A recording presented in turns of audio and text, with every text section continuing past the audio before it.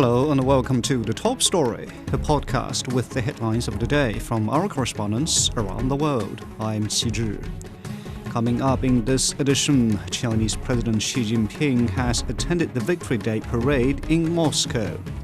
India has accused Pakistan of drone and missile attacks, which Islamabad denied. And the United States and the UK have reached a trade deal. We begin with Chinese President Xi Jinping's visit to Russia. The Chinese leader has attended a grand parade in Moscow, marking the 80th anniversary of the Soviet Union's victory in the Great Patriotic War.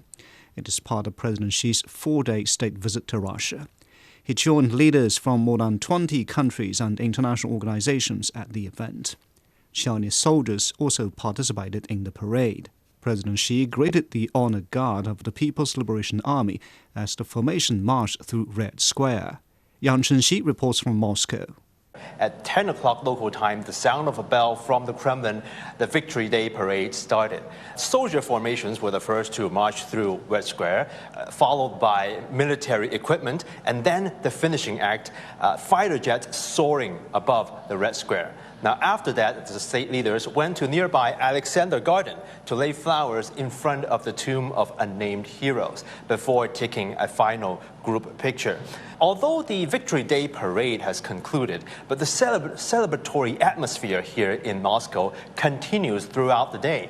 In many places across the city, and especially in Victory Park, there will be all-day celebrations featuring song and dance until late in the evening. The Chinese leader is on a four-day state visit to Russia. On Thursday, he held talks with the Russian President Vladimir Putin and expressed Beijing's readiness to deepen strategic cooperation with Moscow. President Xi suggested the two nations maintain solidarity and play a leading role in global governance. Putin said Russia will maintain close, high-level exchanges with China and strengthen cooperation in areas such as trade and investment. Zhao Yunfei reports. An effort to promote an equal, multipolar world, Chinese President Xi Jinping and Russian President Vladimir Putin have held a series of bilateral events in the Kremlin as they cherish the growth of ties more confident, stable, and resilient. One major topic, how to tackle challenges amid rising concerns over unilateralism and power politics. President Xi says it is an inevitable choice for both sides to achieve mutual success and promote their own development and revitalization. President Putin says expanding cooperation with China is Russia's strategic choice. China is Russia's largest trading partner with a volume of more than $200 billion last year. The two countries have vowed to tap into futures, strengthening cooperation in energy, aerospace, and artificial intelligence.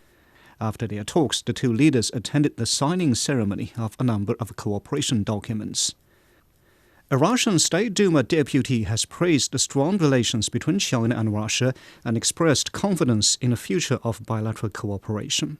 Zhou Jiaxing spoke with Yaroslav Nilov of the Russian State Duma's Committee on Labor and Social Policy. How do you evaluate the Sino-Russia ties at the current stage?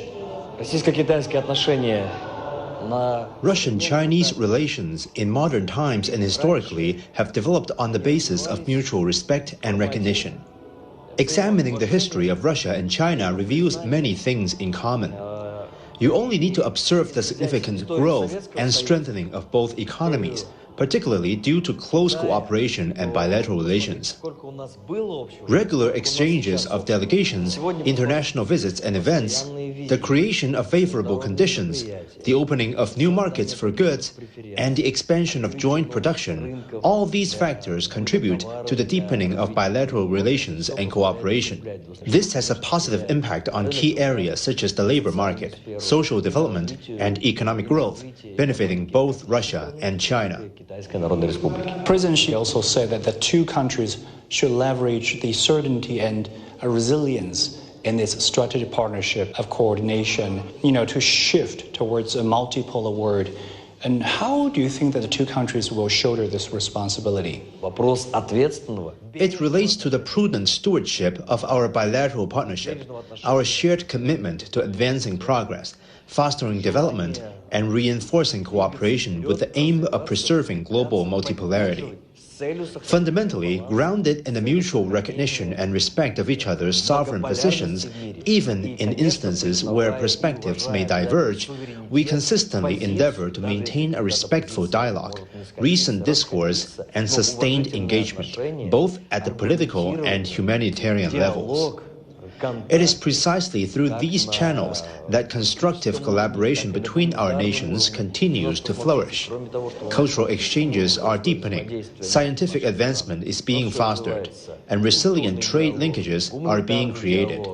Thus, it is evident that all necessary prerequisites exist for the further development and consolidation of relationships within the established paradigm, a framework wherein the previously mentioned objectives are not only achievable but actively pursued. Moreover, I am confident that the ongoing high-level engagements taking place in the Russian Federation, as well as those set to continue following the conclusion of the celebratory events, will serve to further solidify the reinforcement of our bilateral ties and, crucially, the enduring friendship between our nations. That was Yaroslav Nilov at the Russian State Duma looking at the future of China. Here in Asia, an Indian military commander has accused Pakistan of trying to attack military targets with drones and missiles. The senior official defended New Delhi's move to target an air defense facility. Ravina Bawa has more. India says that artillery shelling from Pakistan has intensified after the military strikes. India's Ministry of External Affairs in a special briefing said that Wednesday night into the early hours of Thursday, Pakistan targeted a number of military sites in northern and western regions using drones and missiles. Officials say that these attacks were neutralized using India's integrated counter-US grid and air defense systems. They went on to say the debris left behind is now being recovered from a number of locations in order to show the evidence of the Pakistani attacks. The government said that Pakistan will be responsible for any consequences that follow if Indian infrastructure is targeted. Officials said that the retaliatory action by Pakistan is impacting civilians, and India reiterated its position that its strikes carried out earlier this week on Pakistan were in response to the April 22 attack on Pahalgam. India maintains its response has been targeted, measured and non-escalatory. Meanwhile, authorities have issued advisories to people living near the border to move to safer areas designated by the government for their shelter and security. India's Prime Minister also chaired a meeting with secretaries of various ministries to review national preparedness and interministerial communications. India has reached out to the United Nations Security Council. The Foreign Secretary has met with 13 envoys minus Pakistan here in Delhi and has reiterated that these strikes were focused, measured and non-escalatory. That was Ravina Bawa on India preparing for further escalation along the border with Pakistan. Pakistan's foreign minister has called India's accusations of overnight strikes a big lie. A military spokesman stressed Pakistan's right to respond. Islamabad also condemned the Indian strikes, saying they targeted vital infrastructure. Daniel Khan reports. I'm standing at the Neelam Jhelum hydropower project, a critical piece of Pakistan's civilian infrastructure that came under attack during India's overnight strikes. Pakistani officials say the facility was deliberately targeted in what they're calling a dangerous and unlawful escalation.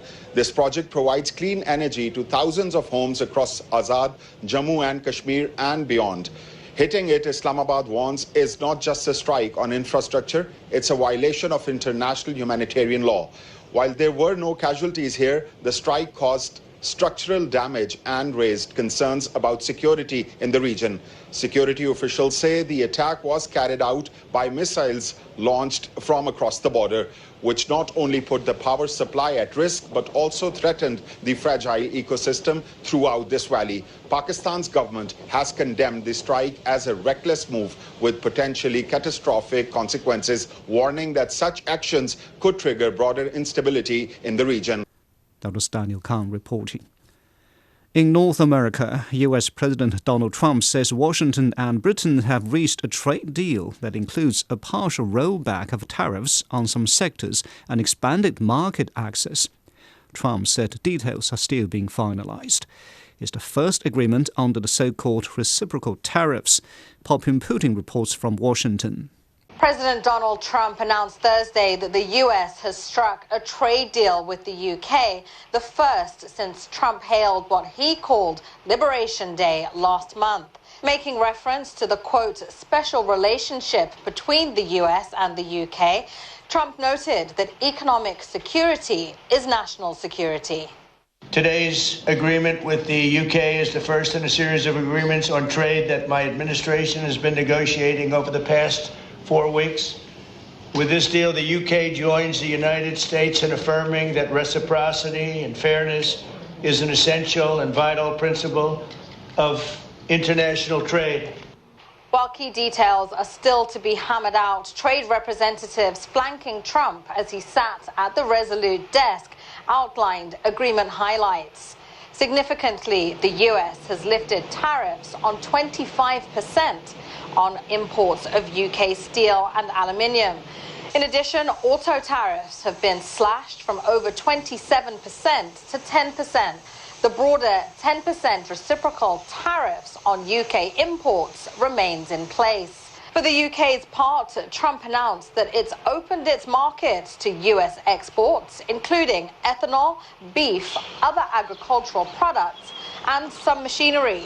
Specifically, the UK will purchase $10 billion worth of Boeing planes, and the US will import Rolls-Royce engines and parts tariff-free.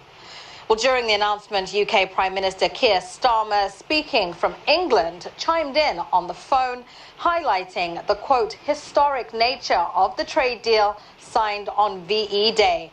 To be able to announce this great deal on the same day, 80 years forward, almost at the same hour, and as we were 80 years ago, with the UK and the US standing side by side, I think is incredibly important and makes this truly historic. Well, despite the warm cordiality between both leaders, the agreement isn't as comprehensive as Trump had teased. It's more a framework encompassing niche industries that opens a pathway for further negotiations. Key elements notably missing include UK taxes on big US tech firms that will stay in place for now, and the US has made no commitments to exempt the UK from tariffs on key industries such as pharmaceuticals and movies. That was President Putin on the US-UK trade deal. Finally, in Africa, the ongoing conflicts in the Eastern Democratic Republic of the Congo have caused a serious humanitarian crisis, displacing millions of people and killing thousands. Sophia Shimachiro has more. Since the beginning of the year, renewed fighting in the DRC's North and South Kivu provinces has caused widespread suffering as the humanitarian crisis there worsens. Thousands have been killed and millions forced to flee their homes. Over 7 million Congolese have been internally displaced, many of them from North and South Kivu provinces. They face difficult and desperate conditions in makeshift camps which lack basic amenities. According to the UN, more than 140,000 people have fled the DRC to neighboring countries since the beginning of the year. Most of them have sought safety in neighboring Burundi. Since January, more than 71,000 people have fled the DRC to seek refuge in Burundi. As the fighting between the Congolese army and M23 rebels intensifies, many people have lost their lives, and those who survived the violence have lost their homes and livelihoods. Getting food and water has become harder, with farmers forced to flee their farms and most families constantly on the move, seeking shelter and safety. According to the World Food Programme, 10.3 million people in eastern DRC are acutely food insecure. Out of that number, some 2.3 million face what aid agencies call emergency-level food insecurity, meaning they desperately need food. The UN says a record 27.7 million people face serious hunger in the DRC, and around 4.5 million children under 5 are acutely malnourished. It is also estimated that 3.7 million pregnant and breastfeeding women are facing or are expected to face acute malnutrition. The devastating conflict in the DRC has hampered the provision of health services in some parts of the country. some health facilities have been attacked, and disease outbreaks have increased in frequency. At least 12,000 cases of cholera were detected countrywide between January and mid-March. Over 15,000 cases of mpox have so far been confirmed this year. An anthrax outbreak has also been reported in the eastern region. In North Kivu, there have been 16 suspected cases, 1 confirmed case, and 1 death linked to the disease, according to the World Health Organization. Despite being hit hard by the devastating conflict, many in the DRC are hoping that renewed international mediation efforts will succeed this time round so that they can start rebuilding their lives once again. That was Sophia Shimachira reporting. Now recapping the headlines before we go, Chinese President Xi Jinping has attended a parade in Moscow marking the 80th anniversary of the Soviet Union's victory in the Great Patriotic War. India has accused Pakistan of drone and missile attacks, which Islamabad denied. And the United States and the UK have reached a trade deal.